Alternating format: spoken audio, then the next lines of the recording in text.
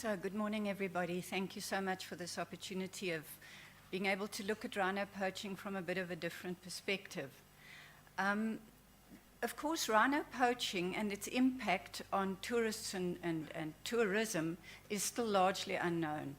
The relationship between tourism and poaching and conservation needs to be understood from what motivates tourists to visit and to experience what effect does poaching and anti-poaching measures have on their experience while visiting parks. So I want to begin by just providing a little bit of a context on the size and the value of the wildlife watching tourism market. In Africa in 2013, 56 million tourists came to Africa specifically for wildlife watching. Wildlife watching tourism is a little bit different to nature tourism because the primary objective is to observe wildlife in their natural habitat. The 56 million in 2013 was an income or tourist receipts of $34 billion. In 2030, the numbers of tourists are expected to increase to 134 million, of which 80% of all of those are specifically go to protected areas to watch wildlife. South Africa and Kenya are the top markets for wildlife watching, and they receive receipts up to about $90 billion per annum. So Southern and Eastern Africa are the top destinations for the Big Five.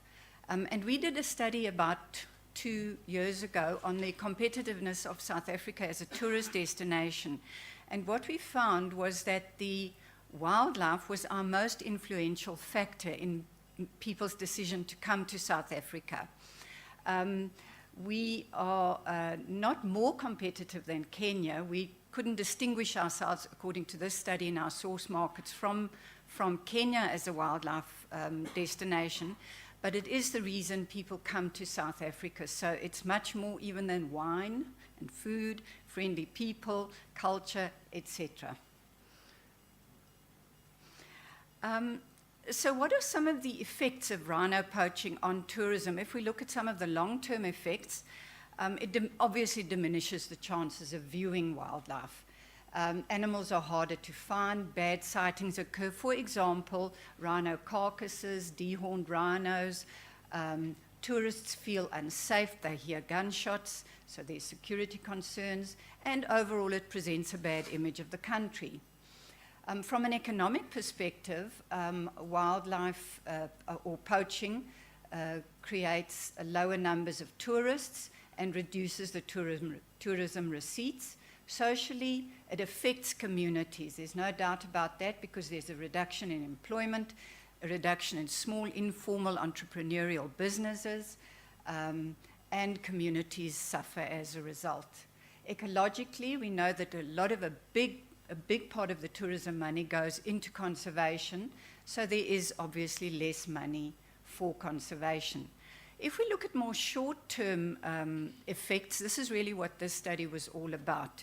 And so I'm going to just be providing you, in the interests of time, some of the highlights from this study.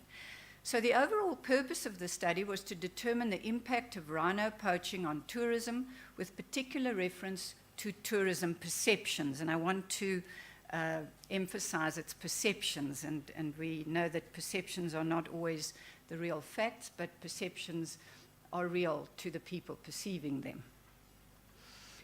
Okay, so first of all, we were given 5 objectives. The first one was to assess the role of rhino in terms of tourists' decision to visit the park and the importance of viewing a rhino. Secondly, the level of awareness of tourists relating to poaching and the need for interventions. Thirdly, tourism perceptions of changes in experiences attributable to poaching activities. Fourthly, tourism perceptions of changes in experience attributable to current anti-poaching measures. And finally, tourism perceptions of the impact of proposed security measures on future tourist experiences. We obviously did a bit of a theoretical study, and we looked at from the awareness point of view. We looked at the extent of what people knew about rhino poaching. The visitation had a lot to do with the economic impact of rhino poaching. One of the most difficult things to measure, and that's part of why there's so little knowledge on it, is you can't really measure the economic impact of poaching as such. You can measure the economic impact of visitation, etc., but not what the poaching. It's very difficult to quantify whether people see a rhino and when they stop seeing a rhino or any other animal. So there have been some attempts to do this, but it hasn't been that successful as yet. We also looked at what is the experiential nature of wildlife tourism. Why do people come? Because it's a sensory, it's an emotional experience. They want to feel a connectedness with nature. So we had to look at all the various assets and how this was being impacted by the whole question of poaching. And then we looked at employee-visitor interaction and service delivery in this respect as well, to see if it had an effect on staff and their interaction from guides to reception staff to frontline staff, etc. The fifth objective was part of the whole experience aspect. We used semi-structured interviews, and for the fifth objective, we used focus groups. We had to use interviews and focus groups as a qualitative measure because, again, it's an emotional thing. People can't answer strictly according to a structured a structured questionnaire. They want to give their feelings. Each of these interviews took approximately an hour. So, because you wanted to find out a bit more in depth about what people were thinking about the whole aspect of poaching. So we collected our data at the Kruger National Park in those various camps and at Shishlui and Mfolozi at Hilltop and Impila in those periods. The results were, our final sample was 173 respondents, 120 from Kruger National Park and 53 from Shishlui. This is excluding the focus groups, and I'm not going to go into focus groups and the results from that simply because of the time. And the respondent sample was broken down basically by about 41% foreign visitors and 59% domestic visitors, and between the two parks. And we had mainly overnight visitors, so it was 81% of the visitors we interviewed were overnight stays. We also looked at the frequency that people came to the parks because we wanted to ascertain if there was a difference in perceptions between people who regularly came and first-time visitors or infrequent visitors. And approximately 62% of our visitors were people who came regularly to the park, either once a year, 2 to 5 times a year, or extensively throughout the year. And by extensive, we mean some people who stay 3-4 months in the park. Particularly in Kruger National Park. It's true. They do. I wish I could. Okay. So I'm just going to run through the main results. And obviously, this was a very comprehensive study, so it's very difficult to give you all the results. The report is also available. You can just contact me for it, or Sandparks for that matter, or Izimvelu. So the first objective was to determine the role of rhino in terms of tourist decision to visit the park and the importance of viewing a rhino. So what we found, and this is supported by many other studies on what tourists want when they do wildlife watching, they seek the overall experience. As I mentioned before, it's an emotional, it's a sensory experience.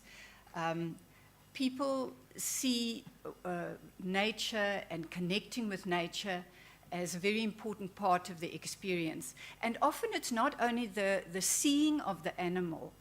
People go to the parks or go and look for animals, not necessarily to see them, but to know that something fascinating might be just around the corner. So, I mean, I've been to the park many times where I haven't seen a lion, and then I go home and my son tells me that he saw 5 lions in 2 hours, in different places. but it didn't diminish my experience in any way. So that's all part of this experience. So they want to see wildlife in their natural state. They want to see different kinds of animals. They want to enjoy beautiful scenery and nature. The rhino is an important animal, but it's not necessarily at this point in time the primary reason for visit. When the rhino becomes the primary reason for visit for all visitors, we might start talking about your last chance visitor, your last chance tourist, people who come because they believe it'll be their last chance to see a particular animal. So that might relate to an increase in visitation to see these animals, but in the longer term, of course, that's not sustainable. Especially as one animal, is no longer, if it becomes a big 4, and then it becomes the big 3, then there's very little left afterwards. Okay, so we did find that the tourists said that the rhino has increased in popularity, obviously because there's more known about it now, or there's more media attention given to it. And they want to learn more about it. So there's an increasing desire by tourists to learn more about rhinos. In terms of the awareness of poaching, we found that most international visitors knew about poaching. Strangely enough, 3% of international visitors had no idea that there was poaching going on. All domestic visitors knew that there was poaching going on. Most had a rough idea of how many in South Africa are poached. Most agreed the black rhino was the most endangered, but an interesting statistic or an interesting result that we found was those who believed the white rhino was the more endangered species were more vocal on social media about it. So people who knew a little more talked a little less about it in public. It's human nature. So maybe that's a lesson for us. Okay, we asked obviously many of these questions were open questions, so one of the things we asked without prompting people or giving them a list of possible challenges was, what is the most important challenge facing parks at the moment? And most people did say that it was poaching of the rhino. Another thing is that, and this came out in many of our questions, visitors want to make a difference. Visitors want to feel involved. If you consider most of you are in conservation, but for those of you who are also involved a little bit in tourism, will know that people go there because they feel it's like their second home. This is my place. I go there, I get upset, because this is ours, it belongs to us. So people have a sense of ownership about their parks. And so they want to make a difference. They have a set of values that they link to what should be happening at the parks. They also give contributions. So we did ask a question about, do you contribute to the cause against rhino poaching? And a very small, only 18% said they didn't. And there we asked in any way, buying souvenirs, giving money, volunteering, all sorts of different types of contributions. And most people did. The majority believed that the main factor driving rhino horn demand is medicinal and for aphrodisiac purposes. And the third most popular one was that it's a status symbol, which is also an important driver, and that Asia and the syndicates drive the horns, so they were quite knowledgeable about that. A result that was quite upsetting in every presentation we've given in this respect is we asked the tourists, do they believe that enough is being done to prevent poaching? And you can see that a massive 77% said no. And we had in each of our talks, we had the people, the anti-poaching units, the people in charge of anti-poaching feeling upset by this. And we thought a lot about this as well and how people had answered this question. And we believe that it's until rhino poaching has stopped, people will believe not enough is being done, no matter how much is being done, no matter how many people put their lives on the line to prevent it. They will still believe that not enough is being done because rhinos are still being poached. So it's no reflection on what is being done. It's rather a reflection of why are there still rhinos being poached. They believe that everyone should play their part, but the ultimate responsibility is for government to do something about it, with obvious support from the parks. To determine tourist perceptions of changes in experience attributable to poaching activities, we asked people had they been personally affected, and by personally affected, we asked had they seen a rhino carcass, had they encountered anti-poaching units, had they heard many helicopters or heard gunshots. So there was all sorts of activities we linked to being personally affected. And the higher the frequency of visits, the more personally affected. So we do see that more recent visitors within the last year, or that was last year, are significantly more affected. So that does just indicate the increased awareness. Okay, so tourist perceptions on changes. We asked about emotions, behavior, experiences of staff-visitor interaction, and information accessibility. So just to highlight one or two, most people feel very safe and they're compliant when they're asked to have their vehicles searched at the entrance. They weren't that keen to have them searched in camps. People were very against that, to the extent they said they'd stop coming to the parks if their vehicles were searched in camps. But at the gates it was fine, and upon entry at the park, sniffer dogs, that's also fine. They felt safe and they felt compliant. Although domestic visitors expressed the most annoyance in long entry lines. Very irritated South Africans.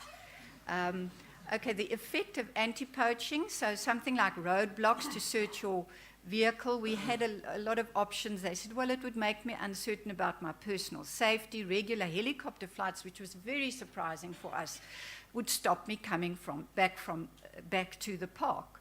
And I had my statistician check once more before I came. I said, I don't, because nobody believes it. And that was the result. So I don't know. I think it's possibly regular helicopter flights that might chase the animals away. Okay. There was little, they felt no change in the experience of staff, atmosphere, attitude, or level of service. Beg your pardon. Lack of information. The situation is not under control. People say if they don't get information, they believe the situation is not under control. They believe authorities are not concerned enough, and it leads to distrust and speculation. A very important finding that we have accentuated with all the stakeholders that supported this research, that this is something that needs to be looked at. Just to give you the international and versus domestic differences, just for example, international visitors experience more distrust and speculation when not receiving information. We asked a hypothetical question, which sadly didn't prove that hypothetical shortly after that, on staff involvement in poaching, and South Africans would still visit the park and would not easily believe the media on staff involvement. They have a high regard for the staff. So in summary, this study shows evidence that rhino poaching and anti-poaching measures do impact tourism and could affect future visitation to parks. Rhino poaching is of increasing concern to tourists who feel that the situation is not under control. Tourists mainly hold the government accountable for anti-poaching measures. Tourists are prone to speculate and distrust authorities as a result of perceived lack of information. But despite the rhino issue, sand parks in Ezemvelo are held in high regard by tourists. I believe that we have to define the role of tourism in conservation and in the whole poaching issue.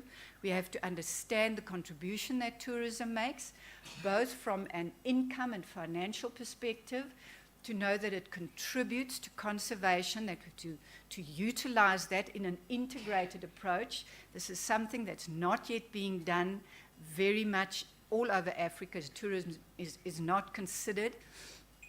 And then also that we have to look at the tourism has the most important tool in raising awareness in all of these markets about rhino poaching. So, thank you very much.